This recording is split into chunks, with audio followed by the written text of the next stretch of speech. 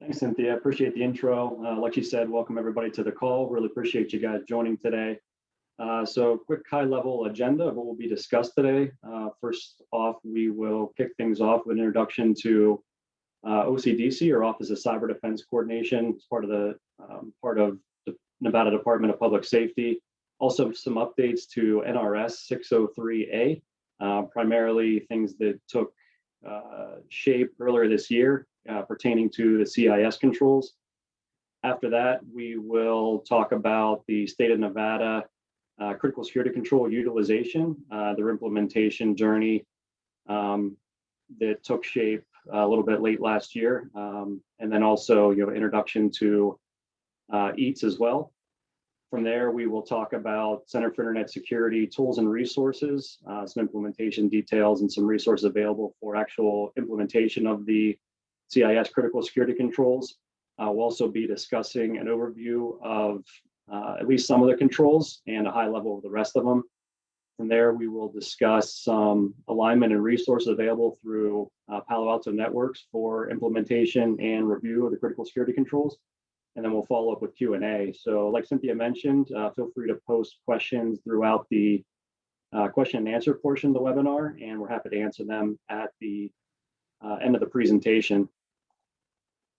So definitely excited to be able to present with everyone else on the panel today. I'll let everyone give their own introduction during their portion, but with us today we have Sean Reimer from the Nevada Office of Cyber Defense Coordination, Bob Denhart, the CISO for the state of Nevada, Phyllis Lee, Senior Director for Controls with the Center for Internet Security, and I'm Shane Markley. So quick high-level introduction. I've been in technology and cybersecurity for about 20 years, across a handful of different verticals: higher ed, utilities, entertainment, hospitality, healthcare. And throughout the life of my career, I've worked with the critical security controls for some time now. Even back in the day when they were originally implemented and maintained by SAN Security. One of the interesting projects I had the opportunity to work on is the guide for implementing the critical security controls for industrial control systems. So it's a free guide offered by Center for Internet Security on how to implement the critical security controls for industrial control systems and SCADA environments. Definitely a phenomenal resource to be able to take advantage of. With that, I will turn it over to Sean for an introduction to OCDC, as well as some updates to NRS 603. Great, thanks, Shane. As mentioned, my name is Sean Rahmeyer. I'm the administrator for the Nevada Office of Cyber Defense Coordination. I've served in this role for about 3.5 years now, since the inception of the office. Prior to that, I served in the U.S. Air Force for about 13 years. For those of you that are not familiar with the mission of the Office of Cyber Defense Coordination, we serve as a coordination point for the state of Nevada, and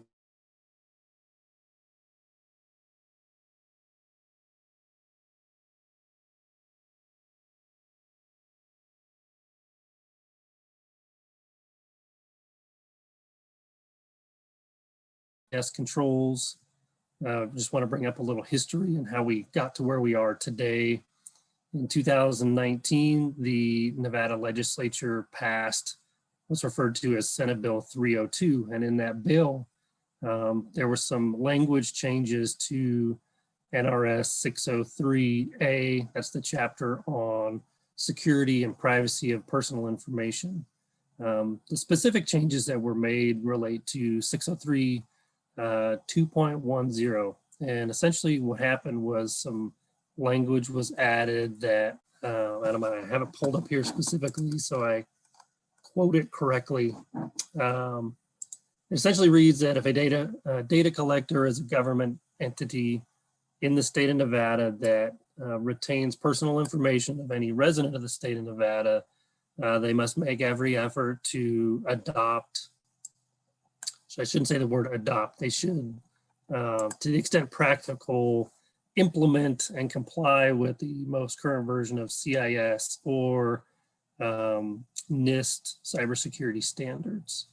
Additionally, there was some language added that required the state's Office of Information Security to develop a list of controls and standards that also align with either CIS or NIST and make those publicly available for use by anyone. And Bob Denhart is here today. As mentioned, the state CISO, his office and his team put together that list, and I think Bob is going to touch more on those. Again, happy to answer any questions at the end. Thanks very much.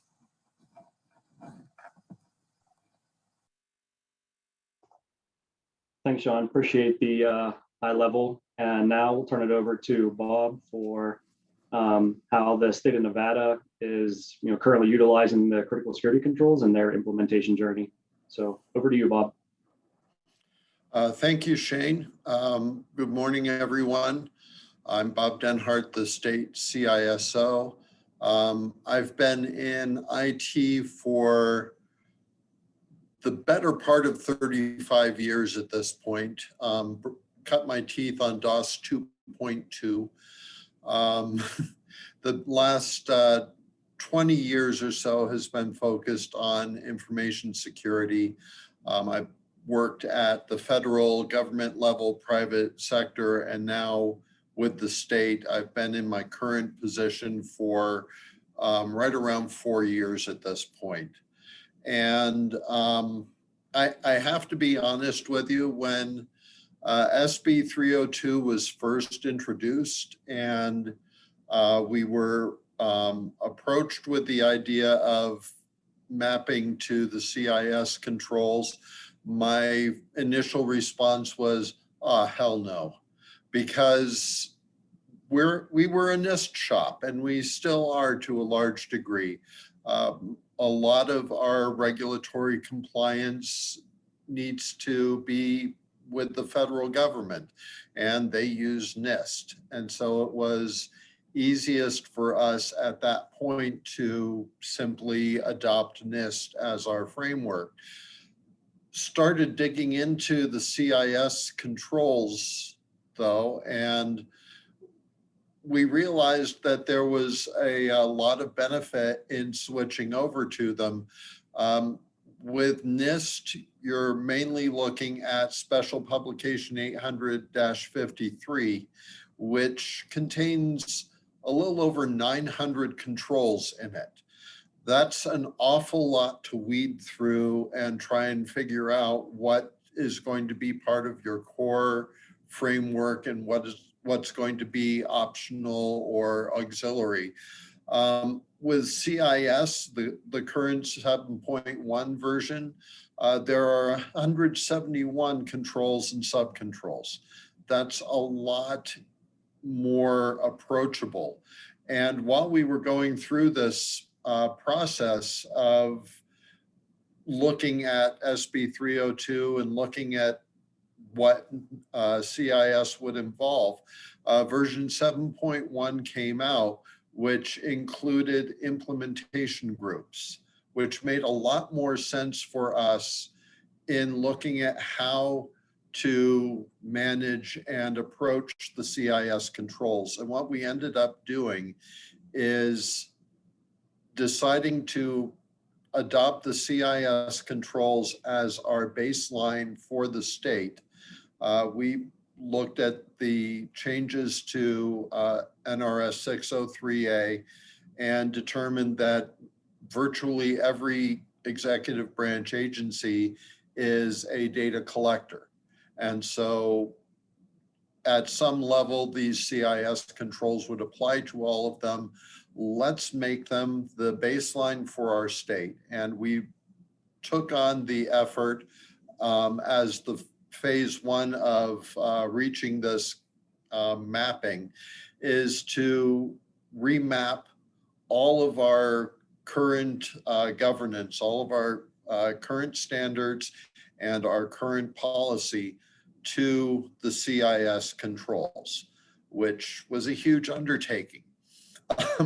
And we actually started on it right around this time last year. Actually a little bit earlier, January or February of last year, we started doing the initial mapping. And you may have recalled that something else happened right around this time last year. So we had to put everything on hold for a couple months while we dealt with the initial response to COVID and the moving from an office-based workforce to a mobile workforce. But once we got that done, we got back to our remapping, and by December of last year, we had taken all of our standards, cross-referenced them to the CIS controls. In some cases, rewrote some of them. In other cases, we simply adopted the CIS control language as the policy statement. But we went through all of implementation group 1 of the CIS controls and had that in place by the legislatively mandated deadline of January 1st of this year, which, you know, I continue to heap laud and honor on our state security community for going through that process and getting it done. It was a real heavy lift, but we're now in a much better position. We've got the CIS controls as part of our baseline governance, and it also gives us an opportunity to map things better for future security initiatives. Because now we're looking at implementation group 2, we're looking at the gaps that may exist between what we've got and what that requires, and we've got a clear path forward. I think that's one of the best things to come out of this whole process. Normal security governance in an organization tends to grow organically and tends to grow reactively, where you put in place governance to cover what issues and what problems you're dealing with now. And you can end up with really good governance in some areas and next to nothing for others. By adopting a framework, and especially a manageable framework, you can identify those gaps that may have grown over time. You can take a much more programmatic and systematic approach to developing your governance, and you can cover a lot of those gaps and fill in a lot of those holes. So I would say that, you know, initially, as I said, we were very reluctant to go down this path, but I think it's been a huge benefit for the state to this point. And that's all I've got. Thanks, Bob. Appreciate the overview. And being a resident of the state of Nevada, it's great to see that we're taking advantage of the critical security controls, and especially, you know, eventually migrating into implementation group 2. So with that, I will turn it over to Phyllis to talk about Center for Internet Security and some of the resources and tools they have available. Over to you, Phyllis. Thank you. My name is Phyllis Lee. I am the Senior Director for Controls at the Center for Internet Security. Today, I'll just give you a brief introduction about CIS and the CIS critical security controls. I do want to give a shout out to Bob Denhart and the great state of Nevada for really being on the forefront of helping the state of Nevada with cybersecurity. I mean, Nevada really is on the forefront for this, and I've looked at their policy guidance. It's very comprehensive and, in my opinion, very helpful. So, you know, I think it's great what the state of Nevada is doing. A little bit about me. I spent 25 years at the National Security Agency. The bulk of my time was spent evaluating security for commercial and government off-the-shelf products. Towards the end of my career, I did a lot of work with security automation and on the defensive side, the Information Assurance Directorate. And I also got the opportunity to do some malware analysis via virtualization, in particular, virtual machine introspection. Next slide, please. So CIS is a nonprofit. There are two main sides of the house, we call them. We have the operational arm, the MSI-SAC, which is a multi-state information sharing and analysis center that is funded through a cooperative agreement via DHS and security best practices. That's where I work. We are the organization that creates content for security benchmarks and the critical security controls. So our benchmarks are also well known. Those are the configuration guides. We're uniquely positioned because we do have the MSI-SAC. So we have our operational arm that can inform and influence the guidance that we recommend in our security best practices. Next slide, please. So for those of you who don't know, the CIS controls provide a set of prioritized activities for organizations to implement to help improve their cybersecurity. These activities are procedural as well as technical. All our best practices are consensus-based. We gather communities of experts to get their opinion. And really, our guidance is fueled by the knowledge of our volunteers. The current version of the controls, version 7.1, that Bob mentioned, is comprised of 20 controls and is supported by 171 safeguards or subcontrols. Next slide, please. So when we created the controls, we did have goals and a set of guiding principles, right? So why is it that our particular safeguard or activity made it to the page? It just can't be, a bunch of people got together and we decided that these were good ideas. We do want to back that with data, as well as, have guiding principles that inform our decisions. So one of them that I mentioned, offense informs defense, right? So we want to make sure that the safeguards or activities that we create actually defend against adversarial behavior and real world attacks. We don't want to just put down things that are good to do or security relevant, just to be 100% complete, right? We want to provide specific and practical steps on actually how to implement the controls. We want to have peaceful coexistence with existing governance. So for example, we don't want to compete with NIST. We want to comply with NIST. The NIST CSF points to the critical security controls as a way to implement the NIST CSF. We want to make sure that, for example, if we say use crypto or use MFA, that we are in compliance with standards that of course are recommended by or endorsed by NIST. And as practical as possible, we want to make sure that every safeguard is measurable.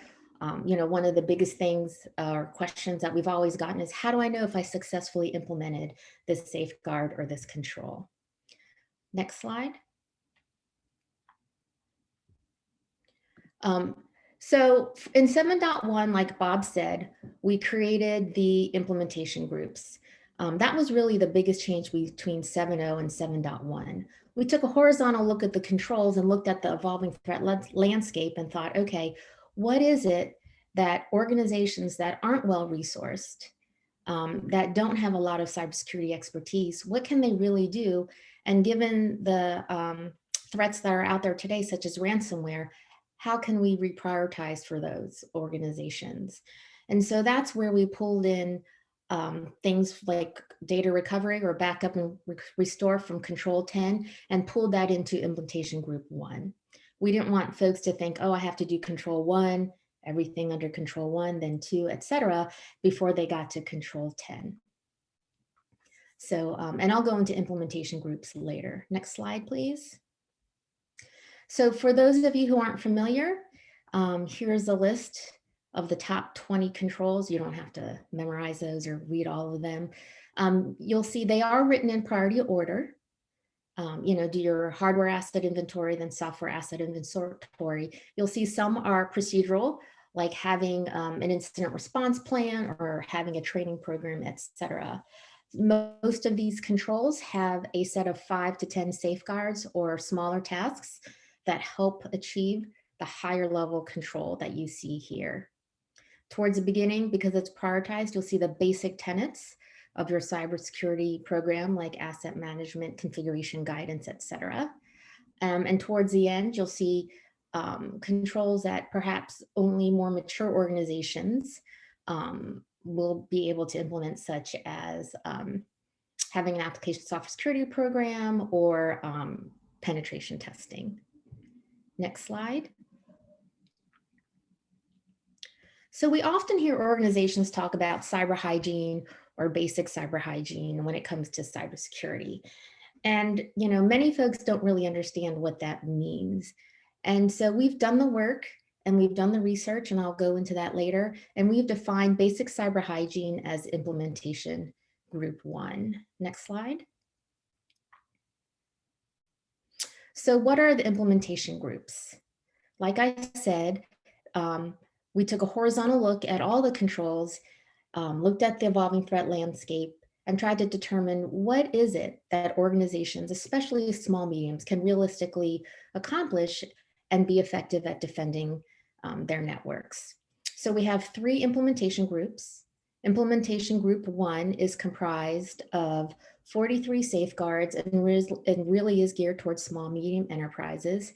Implementation group 2 is more geared towards organizations that have the basics down and need to defend against more advanced threats, as well as probably subject to some regulation.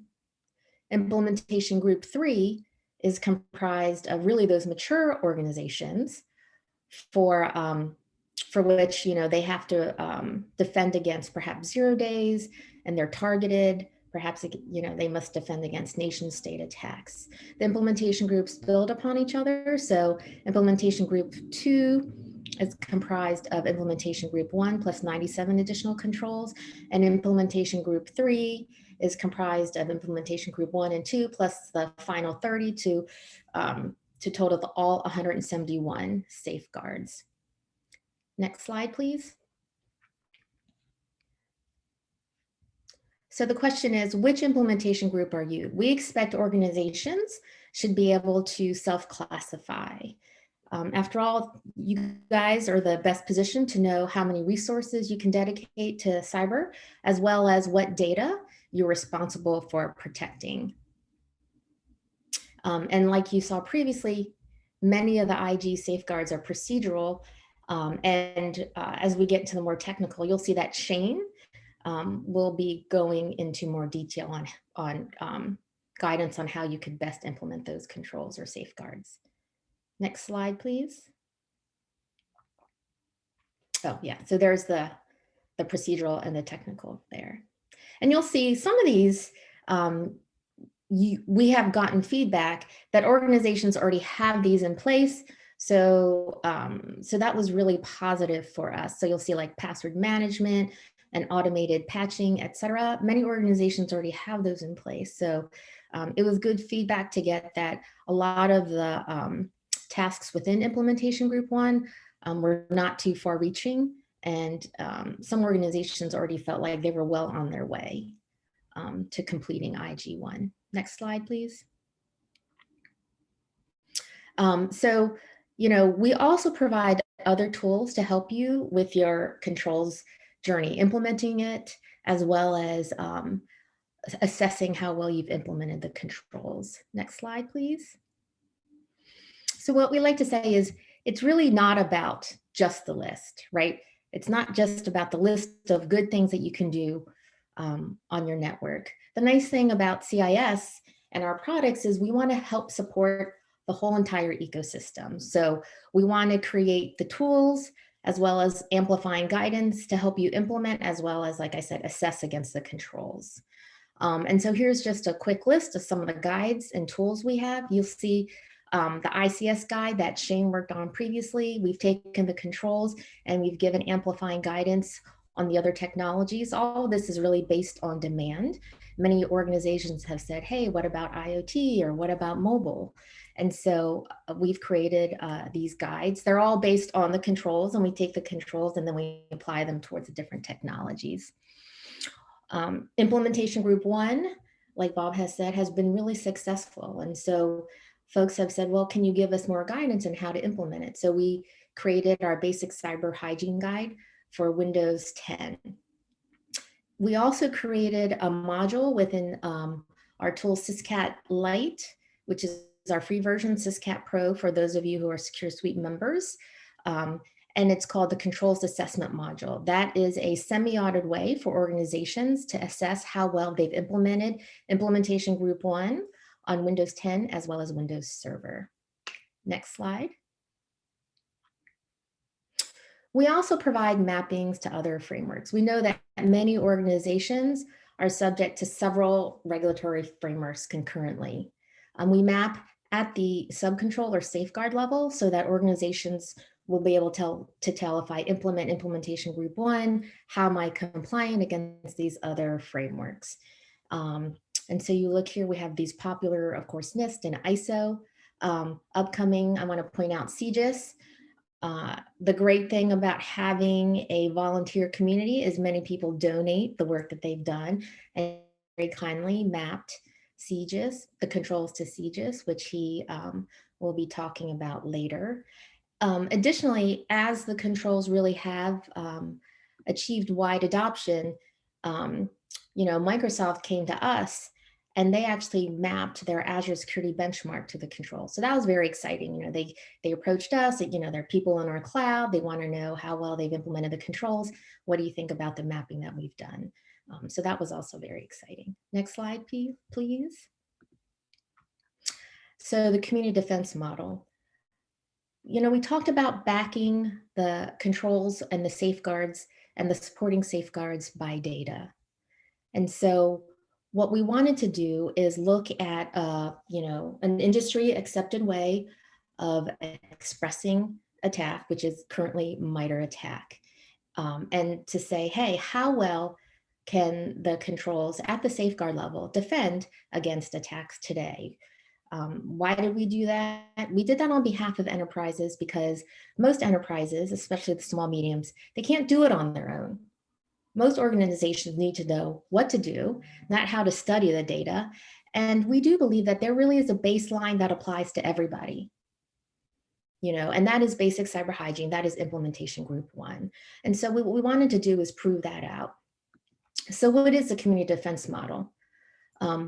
We mapped our safeguards to the MITRE ATT&CK mitigations because, the safeguards apply mitigations, and then to techniques, and to say, okay, here are the safeguards that defend against these attack techniques. Then we looked at the 29 Verizon data breach report and said, here are the top 5 attacks as reported out by the Verizon data breach report, as well as the MSI-SAC. And how well did the safeguards actually defend against that? And what we could say is Implementation Group 1, those 43 safeguards can defend an organization against the top 5 attacks as reported out by the Verizon data breach report, as well as the MSI-SAC. If you were to look at all of IG1, just as it maps against the techniques, you can defend against 62% of all the attack techniques, which if you were to extrapolate really, shows that it can defend against more than just the top 5 attacks or those attack patterns, as well as if you implemented all the CIS controls and all the corresponding safeguards, you can defend against 83% of all attack techniques. And of course, if you were to extrapolate that really could cover a wide range of different attack types or attack patterns. Next slide, please. And so we also provide a free tool called CSAT that allows organizations to self-assess against how well they've implemented the controls. CSAT does support the implementation groups. So you can say I'm IG1 and only those safeguards that apply to IG1 will show up, and then you can fill out a survey and see how well you can assess, how well you've implemented the controls. Next slide. So here's just a graphic of what the tool looks like. Over here on the right, what you'll see in this graphic is probably one of the more popular features, which is you can assess yourself against your peers. So when you first enroll in the tool, you select what industry you're in, and then all that data gets reflected in this graph where you can see how well you've implemented those safeguards against your peers. Another feature of this tool is that it is federated, meaning we understand that not, just one office or one person is in charge of the different controls as well as the corresponding safeguards. So what it allows is for the person at the top or the organization at the top to provide who's in charge of what and assign roles or assign, users to fill out different parts of the tool. We have organizations who are using this to update monthly, and they're self-assessing monthly, and some are doing it in a longer period. Next slide, please. So controls version 7.1 has been out since April of 2019. We have been working on controls version 8, soon to be released in May of 2021, this year. So why did we update it? We got a lot of feedback. It's true, most people, most organizations are moving towards the cloud, have mobile devices, especially today with work from home. And so it's time to incorporate those technologies into the main document. As a recognition of, borderless networks, prior we had the controls separated out into network boundary devices, kind of who administered those. You must have your secure configuration, keep those up to date, et cetera. We've now combined those redundant controls and safeguards into one because, things are merging. We also are updating the community defense model. We're keeping implementation groups, but we want to make sure that the safeguards in IG1 still are providing you the coverage that they did in version 7.1. We'll also be updating the cloud and mobile guides. So while cloud and mobile are still in the main document and we talk about those, they're still amplifying guidance. Organizations like that talk about, well, how do I specifically implement this in an MDM? And that's what you get out of the mobile companion guide, or who's in charge of what's the governance depending on what, service my cloud provider is providing me. And you'll see that in the cloud companion guide. And of course, we'll be updating our mappings. So the question is, how hard or how easy is it to go from, version 7.1 to an 8.0? I don't think it'll be too big of a lift. We do have a change log that we can provide organizations. And I had someone in my group look at implementation group 1. Are there big changes? There's just a handful of differences because we did add a few more safeguards into implementation group 1 that we felt we're at that tipping point that IG1 organizations actually can implement. An example would be MFA for sysadmins. We expect all organizations should be, and as well as remote users, should be using MFA. We also talk more about access and account inventory, et cetera. So we do talk about account inventory in implementation group 1, as well as, before we thought, well, just put a firewall in place with a policy. Now we have something more stringent where it's like, okay, we expect the IG1 organization that you have your firewall in place, but we do require you to have a default deny. So I don't think that the delta for at least implementation group 1 will be that huge. We have, like I said, consolidated the controls. So it will be, secure configuration for all your, devices would be in one safeguard. But for the most part, I think that it will not be hopefully too big of a lift. There is a new control around service provider management, and that really is a nod to the fact that organizations are moving towards cloud, and you should manage those cloud service providers. So a new control for an IG1 would be, hey, make a list of all your cloud service providers and make sure you know what data is in those different cloud service providers. If you have more than one, et cetera, you know. Next slide. I think that's all I have on controls version 8. Next slide. So if you can, please go to our website. We have a lot of free tools and guidance. We have a lot of communities. The controls community is one of the more active communities, quite honestly. So you can get on there, ask a question about a control or a safeguard. Typically someone in the community responds. If not, then we at CIS make sure that we respond to any kind of questions or inquiries.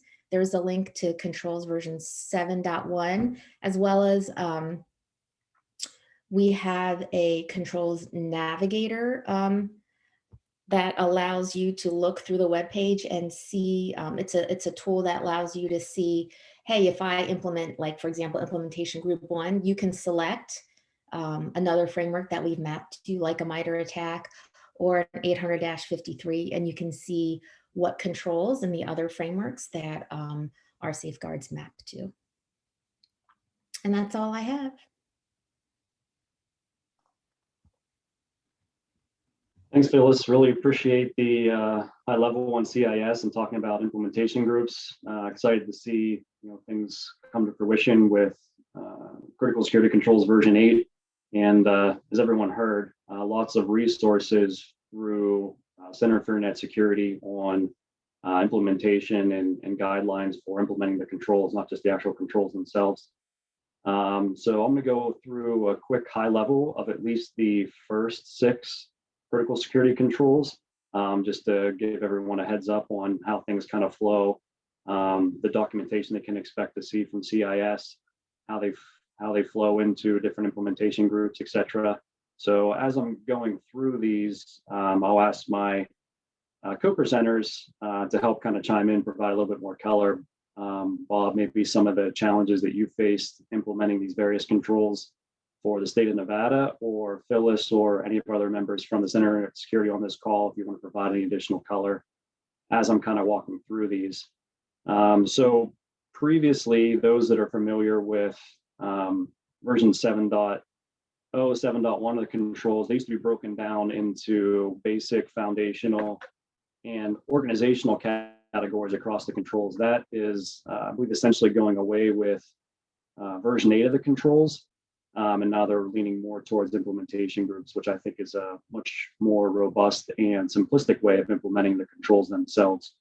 So would love to go through all 20 of these today if I could, but easily going through all 20 controls across all 3 implementation groups could be a multi-day training effort. So at least going to talk about the first 6 today, and then we can follow up as needed. And as a reminder, any questions in regards to any of the content being covered or any of the speakers on the call today, feel free to leverage the Q&A, and we'll have some time to answer those questions at the end of these presentations.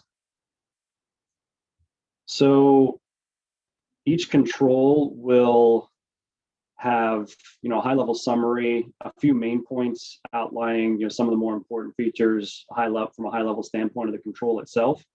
But then we'll go into much more detail based on the sub-controls, especially across the various implementation groups. So CIS control number 1 kind of ties into CIS control number 2 as well, is basically CIS control number 1 is inventory and control of your hardware assets. CIS control number 2 is inventory and control of your software assets. So go hand in hand pretty well. And the big aspect of those is essentially, if you don't know what you have in your environment, how can you, apply security protections around those various aspects. So CIS control number 1 calls out actively managing inventory tracking correction, all hardware device on the network, so only authorized devices are given access. Main points essentially to utilize an active discovery tool to identify devices connected to the organization's network, and updating your asset inventory. And then main point number 2 is to maintain an accurate inventory up to date with all your assets. So there is a PDF download version available of the details of all 20 controls currently with version 7.1 available from the CIS website.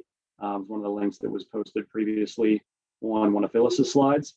But this breaks down in detail each specific control itself based on the subcontrols. So it'll list out the various subcontrols or safeguards for each main control, what asset type it's tied to, whether it's devices, users, networks, applications, data, etc. Each security function those subcontrols are tied to, so whether it's meant from a security function to identify, protect, or detect, the title of the control itself, control description, and then what implementation group it's tied to. So this robust and detailed PDF is extremely important when planning out your overall implementation strategy and journey for the critical security controls, depending on what implementation group you're thinking of. Is defined here in this PDF. So just talking specific towards critical security control number 1, 8 subcontrols tied to it, and talking specifically if you're interested in implementation group number 1, there's 2 subcontrols from CIS control number 1 focusing on IG1. 1.4 talks about maintaining a detailed asset inventory. So keeping an up-to-date inventory of all assets, whether they're connected to the network or not. So from that perspective, think about those of us that are leveraging on-shelf spares. So if we have spares, networking equipment, firewalls, etc., that aren't actively connected to the network, they should also be part of your organization's hardware asset inventory. Also tying into IG1 for critical security control number 1 is 1.5, which goes hand in hand with 1.4. 1.5 talks about addressing unauthorized assets. So unauthorized assets should be removed or quarantined, and then make sure you're consistently updating your inventory. So this should be some type of defined procedure on how to address unauthorized assets, and again, continuously updating your inventory based on those unauthorized assets. So from an unauthorized asset perspective, think in terms of maybe expired or unsupported devices, rogue devices connecting to your network, whether wireless or wired, or maybe even someone in a department connecting a personal BYOD device to your network. So have a policy or procedure in place on how you handle those unauthorized assets, but then again, continuously thinking about updating and maintaining that hardware asset inventory. Something else that is included within the PDF download of the critical security controls version 7.1. Each critical security control defines a system entity relationship diagram. So for those of us that are more visual, has a high-level diagram of how the relationship flows for the various aspects of each critical security control from a subcontrol perspective.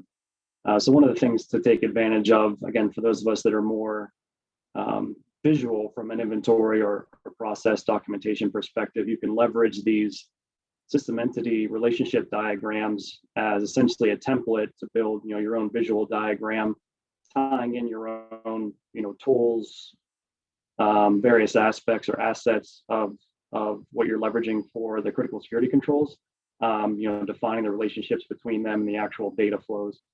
And you'll be able to see across all the critical security controls from an entity relationship perspective, they all tie into having some type of alerting or reporting analytics system for tracking all that information. So going into critical security control number 2, again, ties into critical security control number 1 with hardware inventory. Control number 2 defines inventory and control of software assets. So inventory tracking, correcting all software on the network only to what is authorized to your actual network. And then how to deal with unauthorized and unmanaged software if it's found in your environment. Again, similar to the hardware aspect, updating your software inventory for those unauthorized software assets or software applications. So it talks about leveraging some type of software inventory tool throughout the organization to automate the documentation. Then also, especially when you're talking in terms of implementation group 2 and 3 for control number 2 is leveraging whitelisting for unauthorized software to be blocked in your environment. So diving into the subcontrols for critical security control number 2, total of 10 different subcontrols or safeguards. If we're focusing specifically on IG1, there are 3 subcontrols called out for control number 2.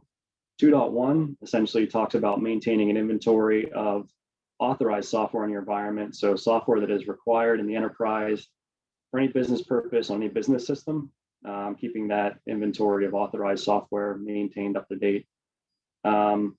Critical security control 2.1 is ensuring that the software is supported by the vendor.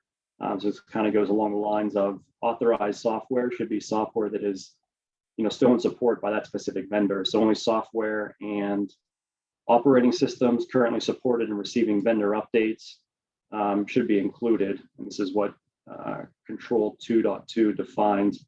So think in terms of outdated versions of operating systems, maybe outdated versions of Windows that are no longer supported, no longer receiving security updates, patches, etc. How the Control 2.2 addresses ensuring that software is updated and maintained on a timely basis. Also tying into Control 2.6 is addressing that unapproved software, either removing the software or updating it in a timely manner.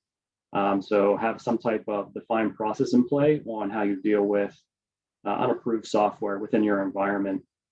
So from a control number 2 perspective, that primarily covers IG1. Getting into IG2 or implementation group 2 gets more into inventory tools and software tracking, and then looking more into implementation group 3 for control number 2 involves whitelisting of software and applications, high risk application separation, and then also integrating, especially in terms of IG3, integrating your software and hardware inventories into a single location, just so all that's tracked and maintained together. Similar to control number 1, defining a system entity relationship diagram. I think that'd be beneficial to your environment. So it touches on software whitelisting, your asset inventory database, some type of software inventory tool for all your systems and applications and software contained within them. And then again, how that relates to or is defined or monitored from an alerting and reporting analytics system. Moving into control number 3 is continuous vulnerability management. So this defines or addresses vulnerability management program as well as patch management. Main points talks about leveraging or utilizing SCAP compliant vulnerability scanning tool for automated scanning processes, and also deployment of software update tools to ensure software is running the most recent security patches by your software vendor. So going into the subcontrols or safeguards for security control version number 3, 7 different subcontrols or safeguards. Focusing on IG1, there were 2 specific subcontrols called out for IG1. 3.4, 3.5 work very much hand in hand. Talk about deploying an automated operating system patch management tool for 3.4, and then an automated software patch management tool for 3.5. This is to ensure that software is running the most recent security patches and updates.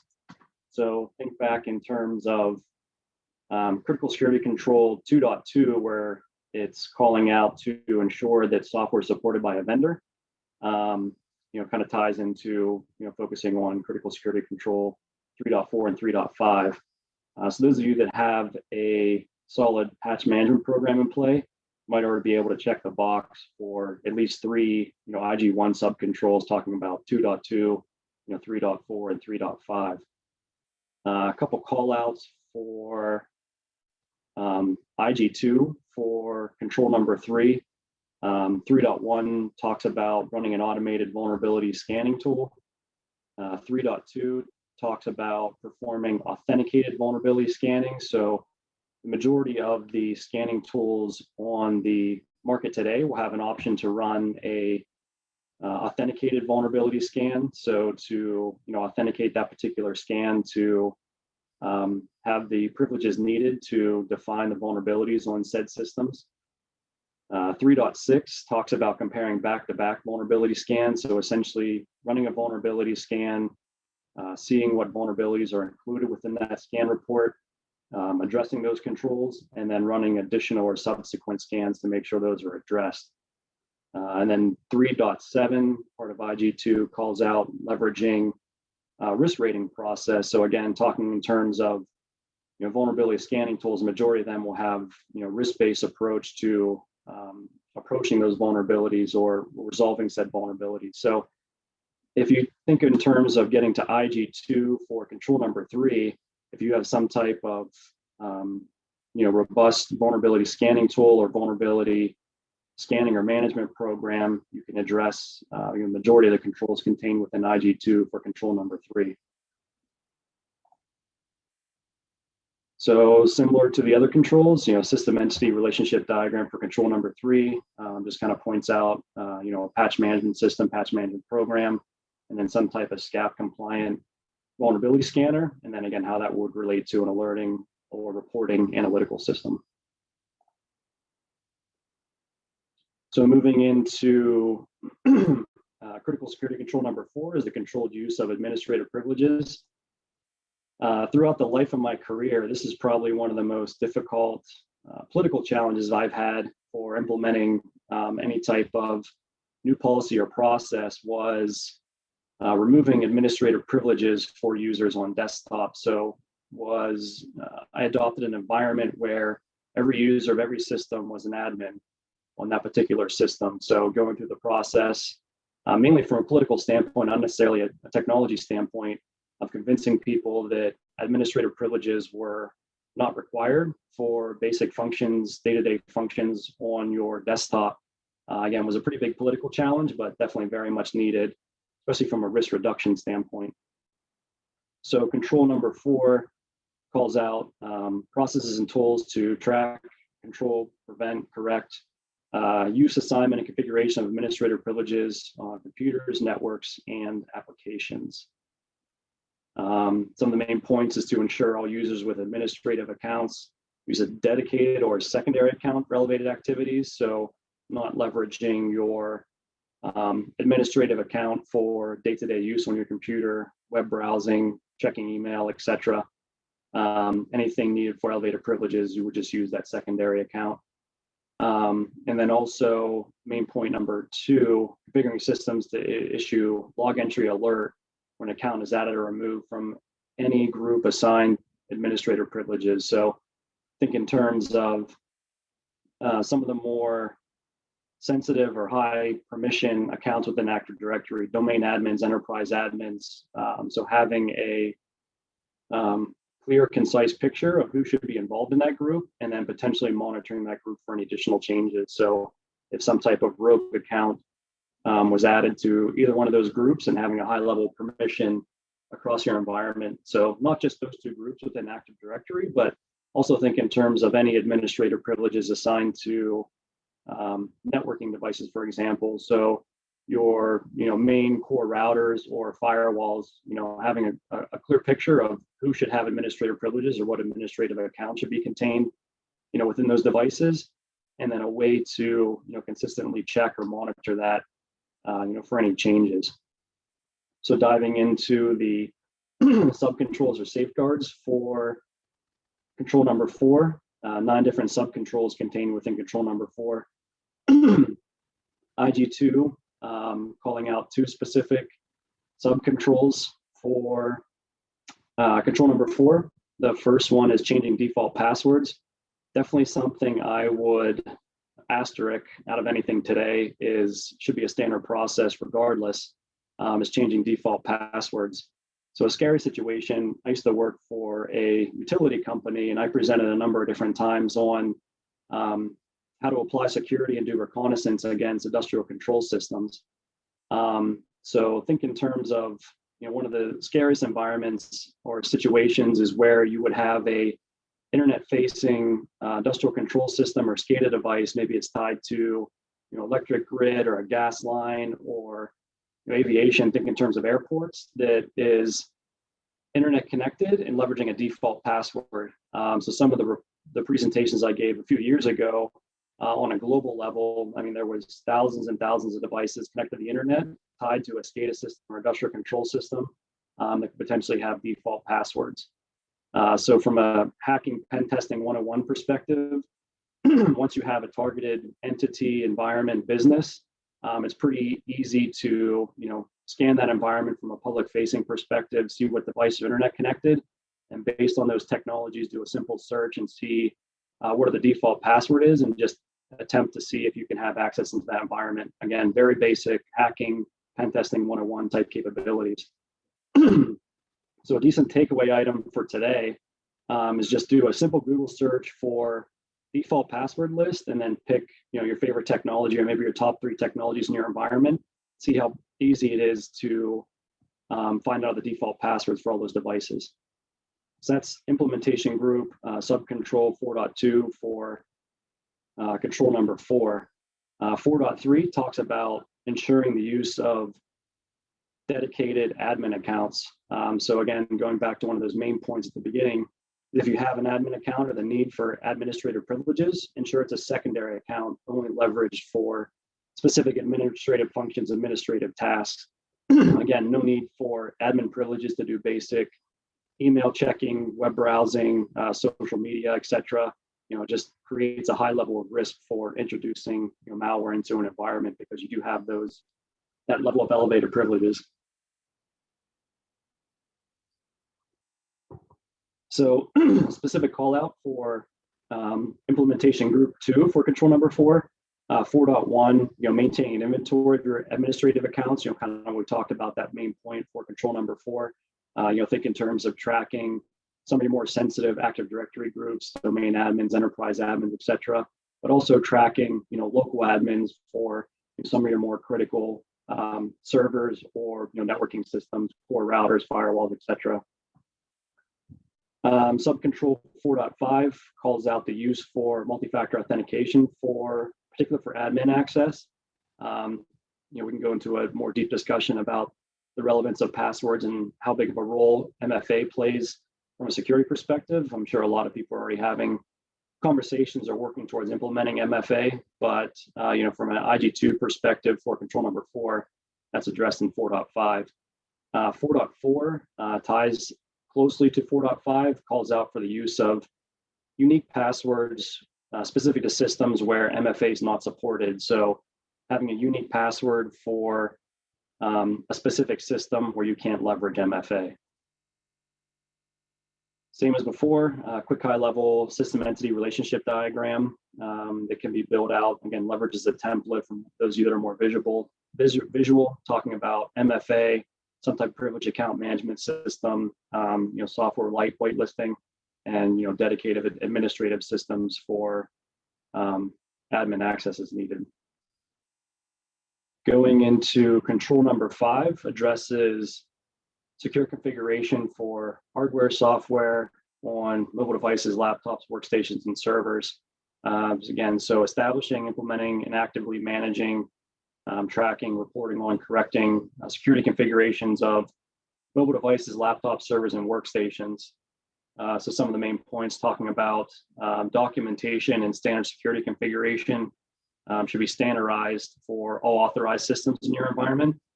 And then again, leveraging or utilizing some type of SCAP compliant configuration monitoring system for those configuration elements. So from a subcontrol or safeguard perspective, 5 different subcontrols contained within control number 5 from an implementation group 1 standpoint, calling out 5.1, which is essentially just establishing those secure configurations. So documenting your security configuration standards for all operating systems and software for all those devices. So if you're doing a decent job with controls 1 and 2, where I talked about your hardware and software asset inventory, it should be easy to incorporate 5.1 into that specific inventory or logging documentation repository. IG2 for control number 5 refers to storing secure images and deploying configuration management and monitoring tools. So think about how important this is. If a threat actor is able to compromise your golden or master image in your environment, anything you would deploy based on that image would then be compromised. So think in terms of a annual or a multi-year lifecycle process where you're updating, your computer systems or maybe networking devices, and you're leveraging some type of golden image. If that golden or master image would somehow be compromised with malware, backdoor, Trojan, call out to a command and control server, essentially you're helping a threat actor apply that compromised image to all your devices. So making sure that you absolutely can protect that golden or master image, within your environment. And then again, talking in terms of the relationship diagram, so some type of configuration and enforcement system, SCAP configuration scanner, and up here to the right, talking in terms of system images and baselines or backups of those. Make sure that's secure, and you're able to, without a reasonable doubt, verify that those system images are unaltered, before going through some type of process. Moving into control number 6, and the last one I'm going to touch on today is maintenance, monitoring, analysis of audit logs. So collection, management, and analysis of audit logs to help you to detect, understand, and recover from some type of attack. So ensuring 2 main points: ensuring that local logging has been enabled on all systems and networking devices. And then point number 2, ensuring that appropriate logs are being aggregated with some type of centralized log management system for analysis and review as needed. Subcontrols, safeguards for control number 6. 8 different subcontrols contained within this control. And then in terms of IG1, calls out one in particular is 6.2 to activate audit logging, where you're enabling local logging for all systems and networking devices. A lot of this should be done by default, but ensuring that's taking place. You're actually logging and able to analyze research as needed for those specific devices. IG2 gets more into the log correlation and analysis, centralized log management and SIM capabilities. So you're actually taking the data you're logging locally, somehow correlating it from analysis perspective, especially centralized, and then maybe leveraging some type of SIM or some type of bench management system for that actual log correlation analysis. IG3 calls out, one control for IG3 calling out specifically tuning your SIM, centralized log management repository or system. So for those of you that have, fairly mature or robust SOC already set up, getting to IG3 for control number 6, should be fairly simplistic or easy. A little bit light from a system entity relationship diagram perspective, especially when you're talking in terms of log analysis, log correlation. I know when I was help building out a SOC previously for a company, we had a pretty robust diagram or definition of all the data sources we were collecting into our SIM or log repository for correlation analysis. So think in terms of all your devices from an endpoint perspective, network perspective, and then also cloud perspective. What are all those data sources you're collecting from throughout your environment that would need to be collected and organized from a log correlation, log analysis perspective.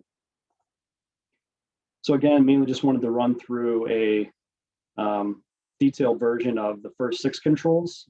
Going into all 20 could easily be a multi-day type training environment, but if this is beneficial or you want to see a follow-up training, please feel free to reach out to us. Happy to go through some of the more controls as needed. But again, feel free to leverage a lot of those resources that was called out by Phyllis and the CIS team for implementing these controls, within your environment. Before I dive into some of the resources and alignment available through Palo Alto Networks, Phyllis, Bob, anything to chime into on, or anyone else from the CIS team chime in on those first 6 controls that we ran through? No, I did want to just make one comment that we also have gotten the feedback that a lot of the perhaps implementation group 2 safeguards you'll get for free through your tooling if you have tooling deployed on your network. And so I did want to point that out because Shane did a good job of saying, hey, this is part of it, and you'll see that in the tooling. You'll probably see that as he goes through his Palo Alto, excuse me, network resources. We do say in implementation group 1, you do have to do your own assessment. And if you feel like you need to roll in or pull in other safeguards from IG2, you should do so, as well as take credit when you can if you've implemented those because the tooling allows you to. So that's it. But thank you, Shane, for your talk. I thought it was very helpful. Yeah, great feedback. Thanks for chiming in, Phyllis. So just wanted to quickly touch on a couple of the resources or alignment capabilities available through Palo Alto Networks, whether you're a current Palo Alto customer or potential future Palo Alto customer. One of the features we have available for our next generation firewalls is called a BPA, Best Practices Assessment. So essentially, it's an assessment you can run against your next generation firewall, or if you're leveraging Panorama for centralized logging and management capabilities, against either one of those environments that runs 200 to 300 plus automated checks against your setup, and then we'll report back on what we feel should be addressed from a best practices standpoint. So addresses overall adoption against a handful of different security capabilities, but then again, how we would define some best practices aspects to your overall infrastructure, and addresses things from general setup and device configuration to identity access management to security policies and security posture. So phenomenal tool to take advantage of, really available for next generation firewall panoramic customers from Palo Alto perspective. One of the cool things about the best practice assessment is it automatically aligns all of those checks that we run from that assessment to the 20 critical security controls. So based on how your environment is configured, we run those automated checks. We will show you your check results or overall implementation based on how we align to those various critical security controls. It's just a high level capture, breaking down control by control that we align to, the number of checks for each specific control, and then a simplistic speedometer type feedback of your overall implementation from percentage perspective on your implementation. Again, this is all an automated assessment report run against your next generation firewall or centralized management infrastructure to show how well you're aligned or implemented from a critical security control perspective. The benefit of this is it's a capture and point over time. So from a overall process of increasing your maturity or adopting the controls, as you would run a subsequent BPA to BPA, it'll capture that data and then show you your increase or decrease implementation of those specific controls based on how your environment has changed. This is just a single capture. That's why on the right it says no change across all the controls next to the percentage. But as you would run subsequent best practice assessments, it will show you your change, so your increase and decrease in maturity or adoption of those controls. Within the report, we define or call out all of our checks that we have through the best practice assessment. And then again, it goes down to the specific control level. So each check will show you what specific critical security controls it aligns to. So amazing information to take advantage of for those of you that are, again, Palo Alto customers that are looking towards adopting or implementing the critical security controls. Something else new that we've recently created and are working with the Center for Internet Security on, continuously maturing and adopting, is mapping the CIS critical security controls to CGIS security policies. So the 13 different security policies contained within CGIS. So extremely beneficial mapping for those of you that are looking to implement CIS critical security controls and also have to abide by CGIS compliance. So a little bit of an eye chart on the top picture, but essentially, some of you might be familiar with this diagram. It's mapping of CIS controls to NIST 853. And then we've also added a mapping, subsequent mapping to CIS security policy areas. So phase one of the mapping is complete. The mapping's already done. We're just going through and finalizing an audit process right now to make sure that they're accurate and complete. And then from there, we will release this publicly. You go through Palo Alto as well as CIS for people to take advantage of. So one of the things about how this mapping was created and done automatically is as the controls come to light, and that mapping is updated for CIS, the NIST 853. This mapping to CIS controls version 8 to CIS security policy areas will automatically be updated as well. That's essentially phase one, that this is going to be created and people can leverage that mapping today to see their implementation across both CIS and CIS in parallel.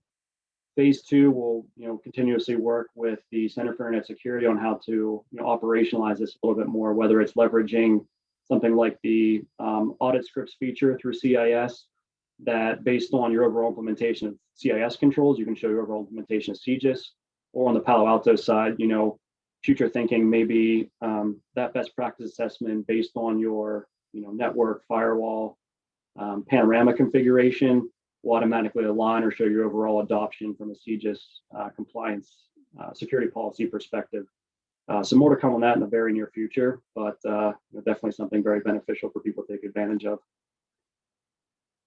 So CIS also has a handful of benchmarks they releases for securing operating systems, network devices, etc. They have one particular called out for securing Palo Alto Networks devices. So it's a handful of benchmarks or checks against a Palo Alto network device for securing it based on this information being released, or best practices from a CIS perspective. On Palo Alto side, we have what's called iron skillet. So essentially they are day one configurations used to baseline or harden a device and security profiles, use case specific as well. So we have iron skillets based on K through 12 environments, and then here in particular, I wanted to call out, we have an iron skillet based on the CIS benchmark. So if you wanted to apply that CIS benchmark iron skillet day one configuration for a next generation firewall that you're implementing, it'll already be a hardened device. I would recommend this as more so a day one config and not reverting back to a current production firewall, because it might be an opportunity to present some challenges or maybe break some things in your environment. The reason why it's called an iron skillet, the name derived from what would you call a hardened PAN or a hardened Palo Alto network device? A hardened PAN would be an iron skillet. Kind of a little play on words. So again, essentially, it's a day one deployment for next generation firewalls or panorama based on those CIS benchmarks you can take advantage of.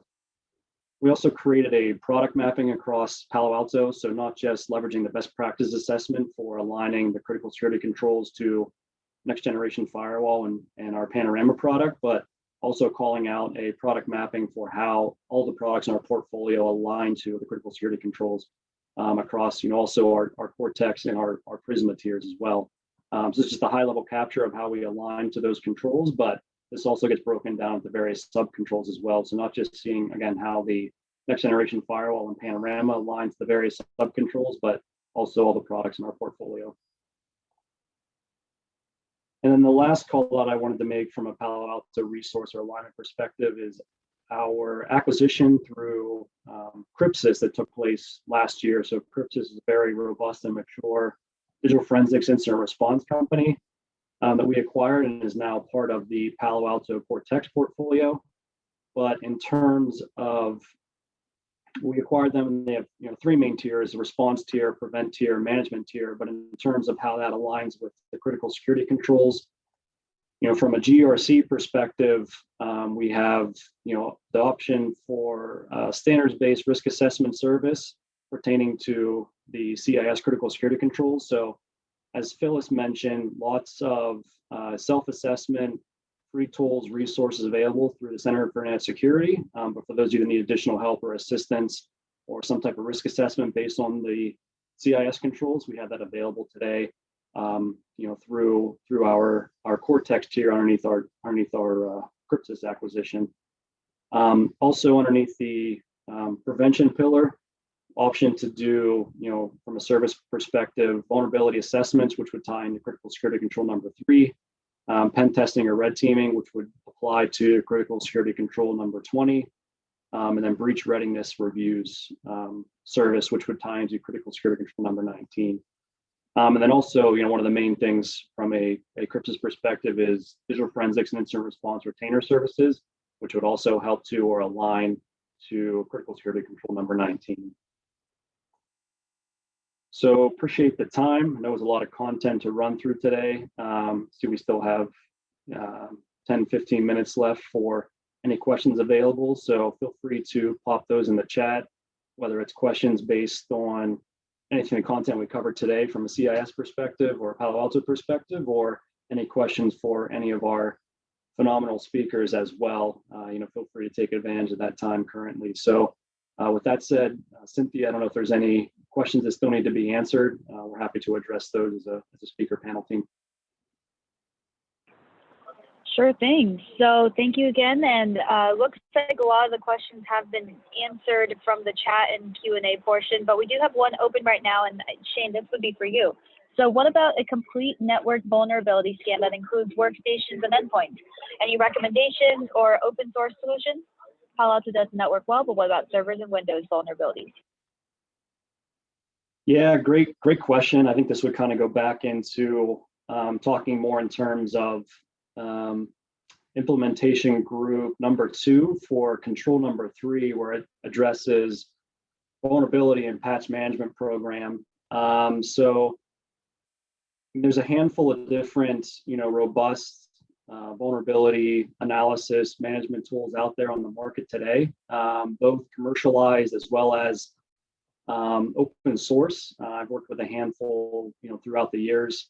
Haven't really, I'm not sure if I can really provide any recommendations for those, but a lot of the top ones out there today, again, there's plenty of robust ones available that will scan network devices, firewalls, network infrastructure, servers, endpoints, cloud, etc. So again, a lot of very robust ones out there on the market today.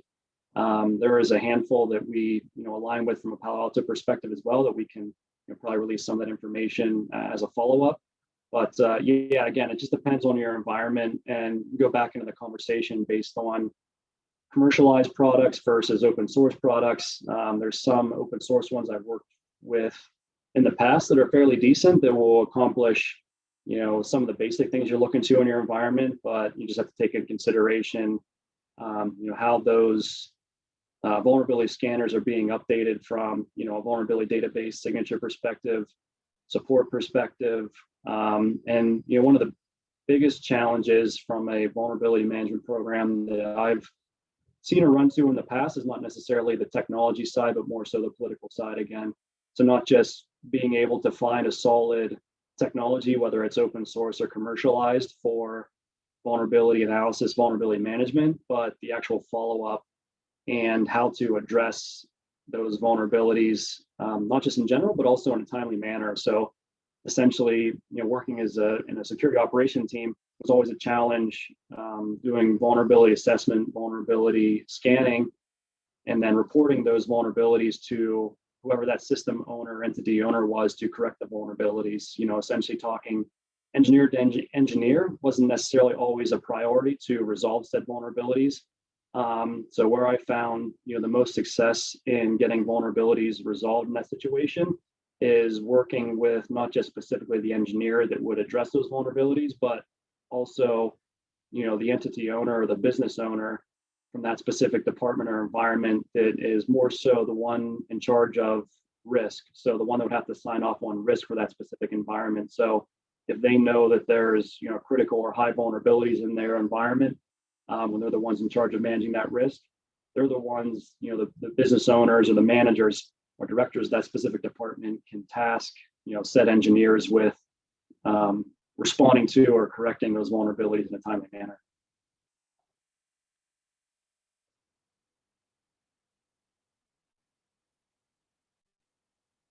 Any other questions, comments, concerns from any of the attendees, or anything you can see on your end, Cynthia? Nope, it looks like all of the open questions have been answered. Perfect. Yeah, appreciate everyone joining today. I'd like to thank all my co-presenters for joining as well. Definitely a great panel of speakers, and really appreciate all the feedback. Thanks everyone for joining today. My contact information is on the screen. Feel free to reach out via email, LinkedIn, provide any feedback, need any information or follow-ups from any of the content delivered today, or if you're interested in seeing any type of follow-up, presentations, documentation, whether it's going through more in-depth conversation based on the rest of the controls, or maybe we can do something in the future as a follow-up or a refresher once the version 8 of the controls are released, or any updates to the CIS and CIS mapping. But appreciate the time. Thanks everyone. Enjoy the rest of your day. Bye, thank you.